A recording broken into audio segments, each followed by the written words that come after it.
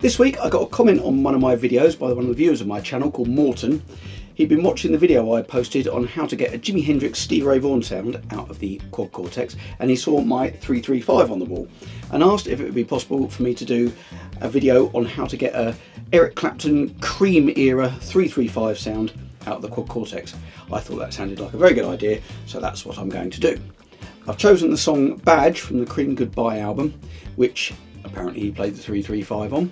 I'm going to go through the solo, then I'm going to show you the preset that I've created, which will be available on my Cortex Cloud profile, which is TJ Walker. And then after that, I'm going to do my own version of the solo. So here we go.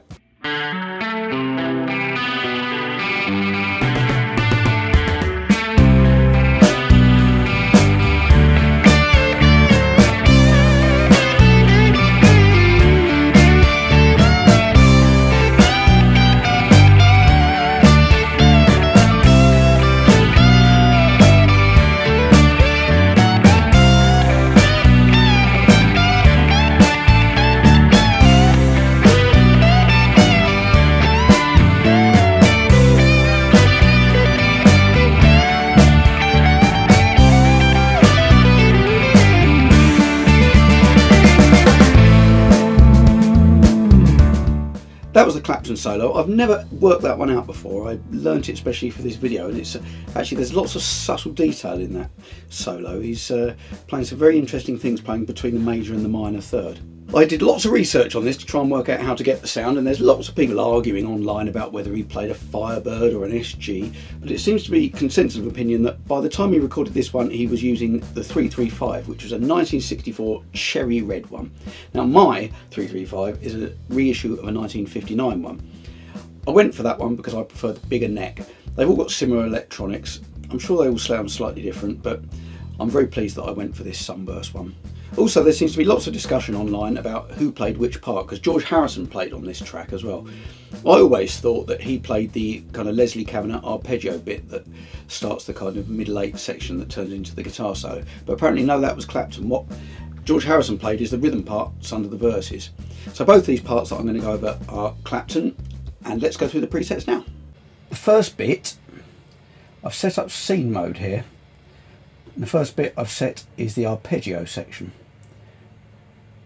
What I've got, let's start on the amp actually. So the amp, I read he used 100 watt plexis. So, surprisingly enough, I've chosen a brick plexi 100 patch. So that's when you patch the two channels together. I've left the gains pretty much where they are. I've slightly boosted the mid and the bass, nudged the treble and the presence back a little bit. And also I thought the closest the sound was, I put it on the bridge pickup and I backed the volume off to about 8. So I'm going into the, on this scene, it goes into this rotary. There's the settings there. I'm going to put this preset on my profile, which will be TJ Walker. If you look that up, I'll put the link in the description. And then I go into this big hall reverb. He's on the recording, there's a big reverb. It's probably put on afterwards, but I thought I'd put it on here as it's, you've just got the whole sound available to you straight away.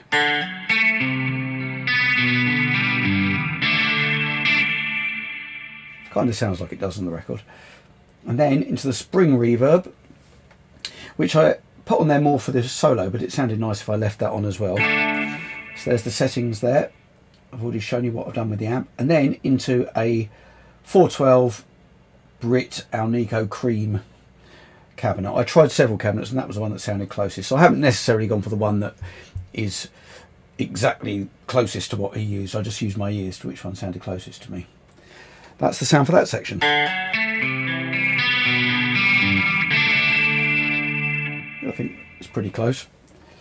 And then let's switch to the next scene, which is called Solo. Now what this does, it turns off the rotary, it turns off that hall reverb, and I've added a compressor afterwards because I'm sure it was compressed in the studio.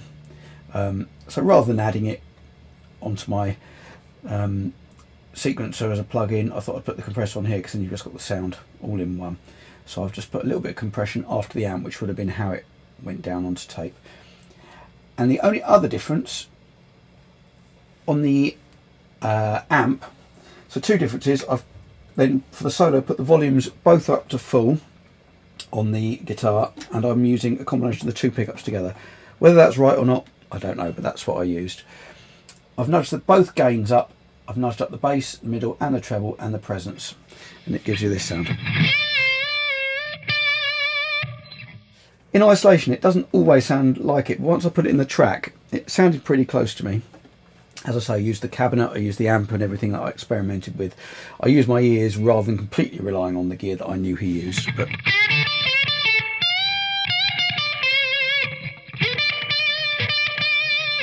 there we are, that's the preset. Well, I hope you enjoyed that video. Please hit like if you did. Please leave me a comment. If there's any other classic guitar sounds you'd like me to try and recreate on the Quad Cortex, please let me know. Also, hit subscribe and the bell so you know when I've got a new video coming out. I'm posting new videos every week. So I'm going to leave you with this. I've done my own version of this solo.